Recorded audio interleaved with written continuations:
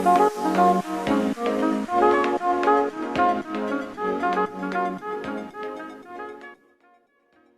everyone, and welcome back to the Marbella Way.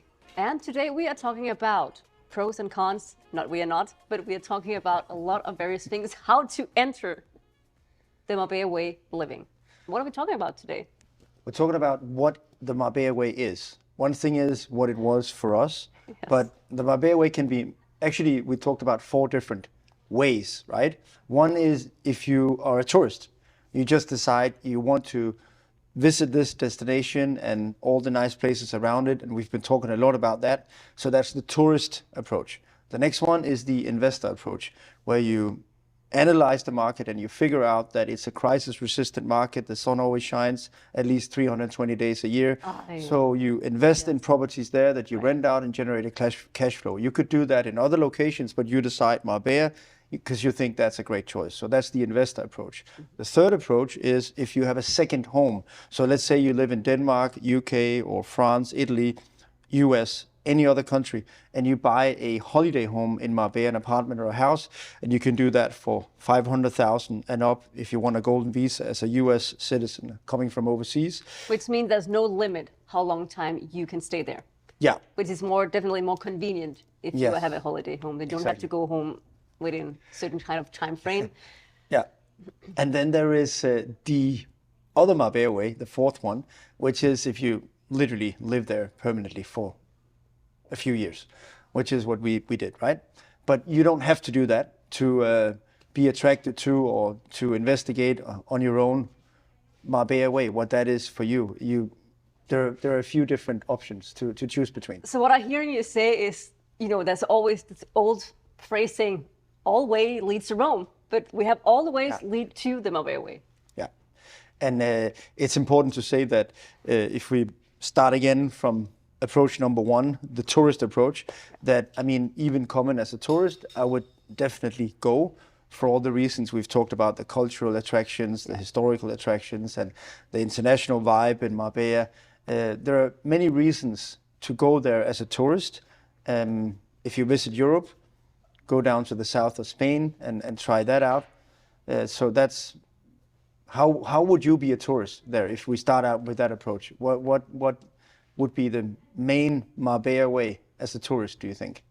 I think coming from the airport, you definitely need to investigate the beaches we talked about before try the local food, the paella, the sangria, gazpacho, and jamón ibérico, which is you find everywhere in the supermarket. And this is basically like a pig foot hanging from the ceiling. All the restaurants in the supermarkets, you can't miss it out. That's definitely must to do things. And on top of that, you have a nice apartment, you go to the beach, even watch the sunset, and see a flamenco show, you go to the hiking in the mountains, and of course you can't miss a little bit of the beach vibe of the parties there is all day long. And if we just dig a little bit into the beaches, we've made a guide. I think we have around 80 beaches described in our beach guide. And if we just look at that topic, we could divide those beaches into 4 or 5 categories. So if we take the beaches around Marbella and Puerto Banús, it's the, you could call it the city or the town beaches where you have this vibrant life around the beach. You should not expect like wide, sandy, fine, snowy beaches. It's more a little bit of rustic beaches, but you have, the lifestyle and the environment, the beach clubs and the beach restaurants around it. Yeah, I think, of course, some people, maybe a bit more in the old days, want to lie in the sun all day. You can still do that, but it's the whole life around the beach and the beachfront that is attractive. Nice to experience. Absolutely. So that's one category of beaches. Then there are various from Mistral Beach in around Puerto Banús. You have Victor's Beach is another classic beach on the Golden Mile. You have the beaches around Puente Romano, Marbella Club, and then you continue further east. And when you come east of Marbella, you actually have some very nice, long, beautiful beaches. And actually around Sirocco Beach, more sand and finer sand, Sirocco, and all the way to Elviria. Where you have Nikki Beach. So that's another category of beaches that east of Marbella, if it's only beach you want, like pure beach, that's the best you have in the Marbella region. Then you have a whole guide to investigate where to go, and then you find out what kind of beach you're attracted to. Yeah, and then if we move to a third category of beaches in La Herradura, which is about 1 hour east of Malaga, it's a totally different kind of beach. The rocks actually hit the water, so it's a more dramatic natural environment. So that's another kind of beach we could mention as a beach category. And then all the way to the west, Tarifa, the surf beaches around there, purely like huge, wild It's beaches. more brutal. It's like the further you move towards the west, Yeah. the wilder it gets. Same in Denmark. No, Then you have the surfing and kite surfing and paddleboarding, but it's more windy out there. yeah, and So you if have you're the looking for a little Atlantic, more so it's more peace, rough. Yeah, you don't go out there. And whereas the you more want- east you go, it's more still waters in the Mediterranean. So it's two different approaches to a beach. So whether you want the calm or the more wild waters, and you can continue even further east from Tarifa and go to the place where we have been a few times. There's also some amazing beaches just east of Tarifa. Some very broad sandy beaches, but again, it's Around Costa Luz.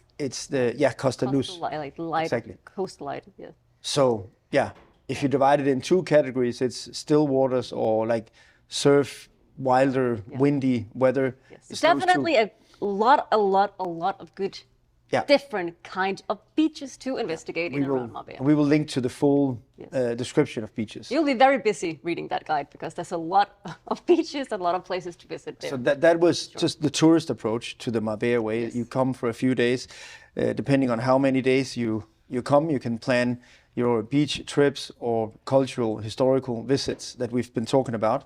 And so that was one approach. The other approach is the If we could just talk about that Yeah. again, because it's very important to know that people know about Miami, Los Angeles, Mexico, Ibiza as well.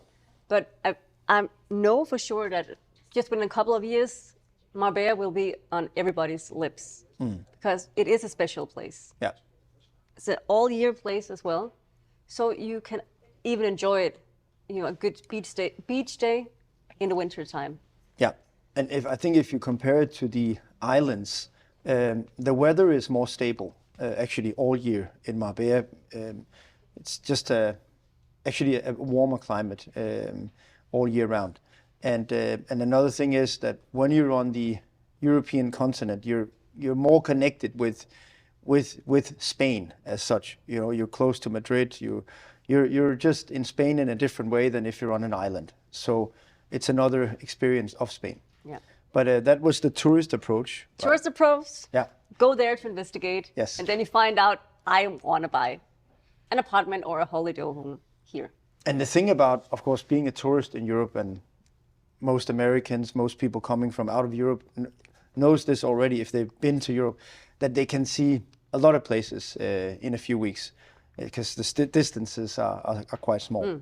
So Malaga is a place to go. And also, I would say it's not just a luxury destination. You can also go there to have an affordable lifestyle. Absolutely. Marbella thinks, oh, it's so expensive, but you can go there on a budget and have a very good time. Yes, definitely. And that's not the case in many other so-called exotic locations. Like if you go to San Maldives and so on. or- I think a yeah, Coca-Cola is Monaco. 150 kroner, which is $20. Now I don't drink that. But anyway, so it's just high prices, right? High prices. In those exotic locations. So here you can choose if you want whatever venue you go to, you will decide the budget. So talking about back again to the second approach, Yeah. which is the Yeah, if you think that it's a great place to invest and you've read reports, visited the place, and maybe have some previous experiences, visited a few times, it's definitely recommendable to invest in Marbella real estate. It's a great location to have properties that you rent out, and the whole management of your properties is high level. You can have professional people to help with the administration, with it's very easy to find garden. people Yeah. to help you with these kind of things. it's a big sector.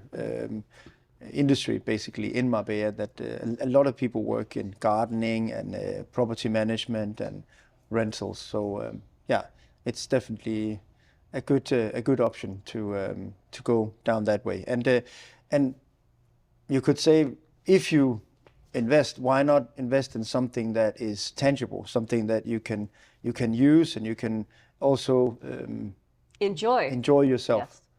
Yeah, it's another experience than having stocks, for example, which is another way to invest. Yeah, people invest in, diamonds and art. There's a lot of different things to invest in, but you cannot live in your art. You can look at your art in your home.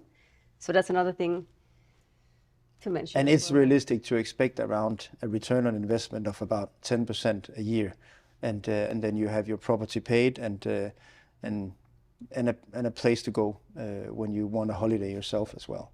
So that's the investor approach, right? So that's where you don't live there, you don't even actually have a second home there. You just have properties, villas or apartments that you rent out or refurbish and resell. That's another business, And then the third approach is if you actually decide to have a second home there, and a lot of people have that. Half of the population around Marbella are not there permanently. Yeah. So most of the urbanizations, most of the neighborhoods, there are people coming in and out every day. Yeah, or every week people come and go.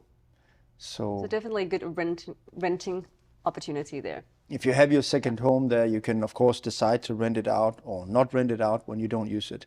But it's a way where you can start creating a lifestyle where you decide. Maybe in the beginning, a lot of people think that they will only spend. Maybe they feel they only have 3 weeks a year. But in the end, with online, the opportunity to work online and the quite affordable airline tickets and transportation, people also find out that they can spend more time there than they expected, and some people end up spending 3 or 6 months there a year in their second home. So there's always a reason to buy a second home in Marbella. Yeah. And you find out and you know more about the culture, also know about the areas, what you want. You want to be the beach side or you want to go to the mountain side. But it's always the opportunity to invest in your second home. Yeah. And of course, we will link to different possibilities to invest below, right? So what is the next approach we talked about? So we have the fourth approach. One we chose. The one we chose was, of course, we go all in. We sold the house we had in Denmark and we moved to Spain full time. Yeah, we had a dream about this beach lifestyle, to be in the south, just really trying a totally different life. And at that time, we had a 2-year-old son, and we were working in Copenhagen, so it felt like a pretty big step in a way. Yeah. But I think think if you choose that option, you have to also be aware of there's a lot of things to learn, understand, and navigate, because it is a completely different, culture, a different environment, and a different mentality, and it's a lot of different, nationalities as well. You have to think about. So it's not only a Spanish culture. There is, all this different kind of culture living in Marbella, which can be quite challenging sometimes to navigate in if you stay there full time. And if you live there full time, I would 100% recommend to also learn the language, because even though people speak English there, it's still easier on your daily basis to interact with the locals. It's a special experience to live in a location where people come and go. There's this transit element. People will always come and go, because most people can't be in a holiday environment all year. So it also means that some people come to put their kids in a school, and then the next year they go back to whatever country they came from. So there's a fluctuation of people coming and going, which is characteristic of Marbella. That's the whole foreign element. There are a lot of expats, and so it's different than where we came from in Denmark, or where most people live in the US or other countries, where 99% of the people in your neighborhood actually live there full time. It's a different vibe, Yeah. and different lifestyle. So when you check in there and you want to live there full time, you need to do your homework before moving there. And then, as you said, the other element is the whole Spanish culture.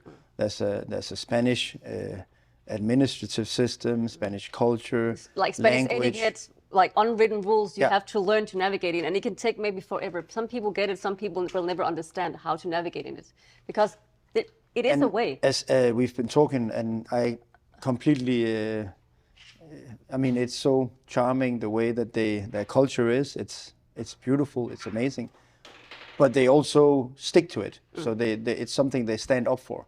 So you have to adapt to it as well. So Yes. you come with a different background, and you will have to a certain degree, adapt to the Spanish culture if you stay there permanently. And if you talk about Marbella Way and everything is good and red roses, but it is not just a walk in the park if you choose to settle down there full time. Because, okay, if you have kids with you, what kind of school do you want to go to? International school with your kids, or you want to put them in a local Spanish schools? It's like completely different options. Yeah. If you choose a Spanish school, you also have to understand that it's like a different education system. And if you don't speak Spanish, you will have a lot of challenges, because also with the online thing, you have, the parent portal, everything is in Spanish. And it is more challenging to tap into that if you choose. But on the other hand, you have the international environment too, but it's all a kind of the budget you're coming with, Yeah. And you have to be realistic in that part as well. Yeah. And financially, people, of course, always have to think about how to afford their lifestyle. So one thing is, it's very recommendable to have a strong business set up behind you if you want a permanent lifestyle in Marbella. You can, of course, start a business in Marbella as well. It doesn't have the industry size of London, Copenhagen, or bigger European cities or bigger American cities. It doesn't. You can start a restaurant. You can start whatever business you're good at. Yeah. But the market Hospitality segment is in the hospitality segment especially. So but the market is, although it is big in hospitality, it's still narrow. It's challenging different ways. There are certain challenges, especially as a foreigner, to operate in a business. So that's something that we can only recommend, that you have your own business in order when you if you want to live permanently in Marbella, that you have that element in place first. But having said that, there's a lot of great entrepreneurs in Marbella. Yeah. Made it locally. We have Yes. the local-born Michelin star chef Danny Garcia, who also have like various different restaurants, even in the US as well. And we talked about the Mush Group before. Yeah. Albert Yes. is a part of that. Also local, Marbella-born guy. Yeah. Great, successful guy. And then we have also Janus from Anytech. Janus Nielsen. Yeah. Danish guy, and Carla. And his Carla wife. as well, his wife, who built up this fantastic, I would say, a little empire. It's really an amazing company. They build very impressive. What they do is people buy a lot of digital equipment, right? Computers, tablets. And it happened towards iPhones. everyone.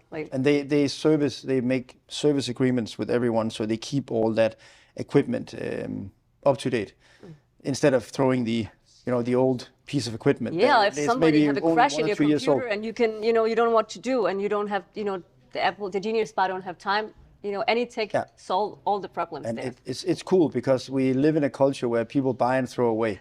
But actually, why should you throw very valuable things away just because there's a small thing that has to be fixed? So, or big thing, they will figure that out.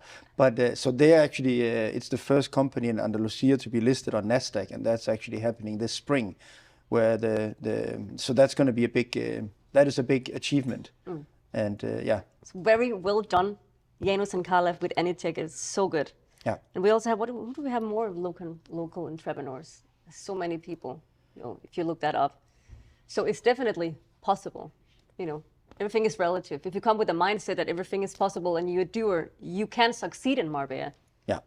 There are kind of also two levels of entrepreneurs in Marbella. There's the foreigner that comes in with a lot of capital and buys a big piece of land and creates 1,000 units, 1,000 apartments.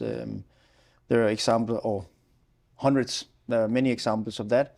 They have the experience to build and develop housing from other locations in the world.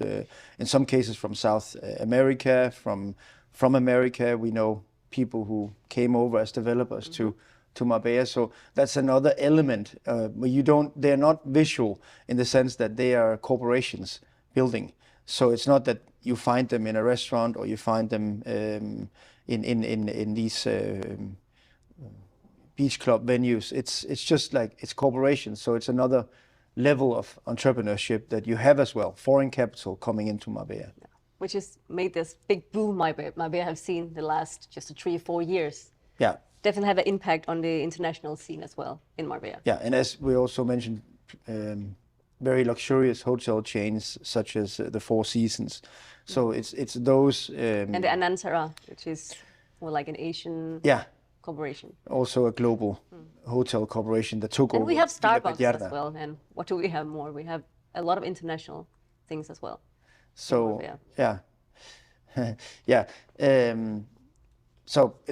you have the local entrepreneur that they come from Marbella and they do very well. It's great to have them. They create some character and identity to the place. So it's definitely not only foreign investors, but they come in especially. But alongside Spanish big investors investing in these big real estate projects. That's the main thing. And also there's a lot of booming of micro roasteries, like coffee roasting as well. Also part of the, the local entrepreneurship spirit there is in Marbella. And I think if you are moving, away from your home, you always tend to make it more difficult than it is. Like overthink, oh, we cannot do that. We have kids and we just stay. So a lot of people have the dream of living, another place, but they tend to overthink and make it more complicated than it is. Yeah. There's especially up until now, you could say the season is more of a whole year. It's a full year season, much more than before. But there is still a seasonal element. So when you open up a restaurant or a cafe, there are more people for sure than ever before, and more guests in your place. But still, there is a certain seasonal element that you have to take into consideration. It's not London where 100,000 people pass on the street every day, every single day of the year. There is a seasonal element still. There is a seasonal element. Yeah.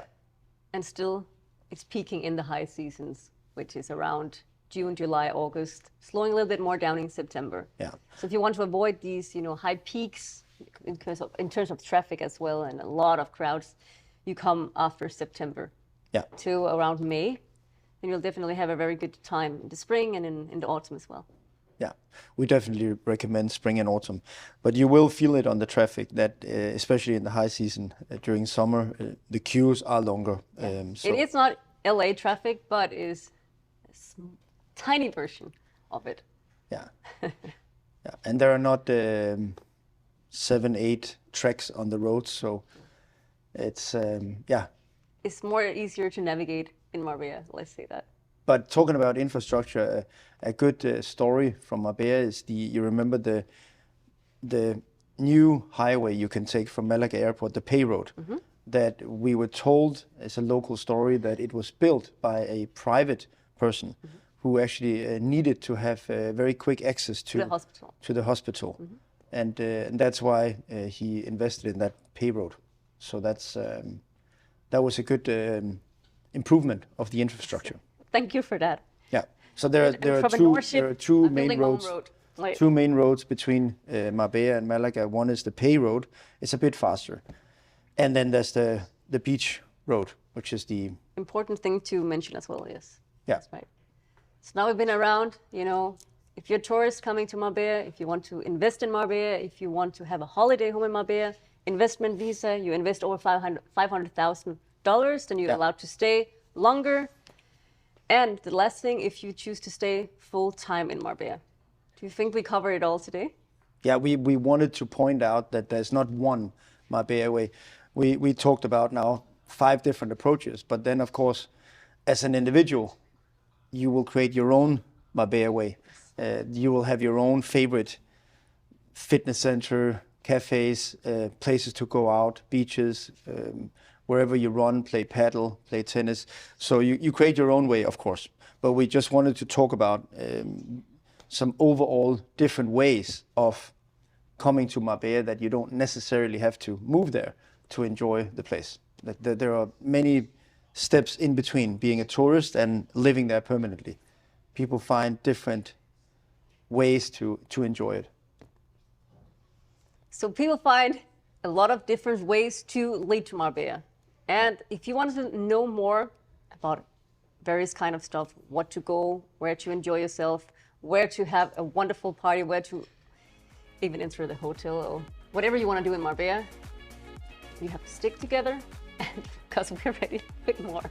The Marbella Way next time.